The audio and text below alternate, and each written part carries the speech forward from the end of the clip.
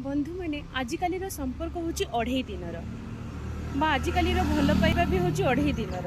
आजिकल कौन हो गोटे झील गोटे पुओ को पसंद कर गोटे पुओ गोटे झील को पसंद कर तो झीर जी बेस भावा दरकार झीटा पुओ को पसंद करी ता माँ बापा को गईठा मारिकी कौन हो सी पुओ पाखक पलि आस माँ बापार 25-26 वर्षर भल पाइबा को से भूलिकी कि गोटे 2 वर्षर भल पाइबापी सी पलि आस पुरुष पाखक से पुओ पाखक आसला से पुओ ताको किछि दिन भल पाइबा दौची सत बहुत भल पाइबा दौची तापर सी ताको भल पाउनी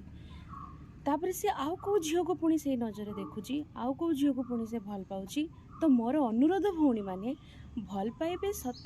किंतु भल मनीषटे बाछंतु प्रथमे जो मनीष को भी आपण बाछुचंती से जमी भल होइथिबो जीवन सारा तुम जमी साथ दौथबो नुहे कि आम बापा माँ को कंदेबा बापा माँ को कंदेकी कई केबे खुशी रे रही नहीं जदि से पुओ आपन को छाड़ी भी देव आपण बापा माँ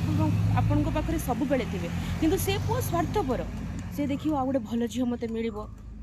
ताठू भल झील ताठू सुंदर झील तेणु भाई भल जीवन साथीटे बाछंतु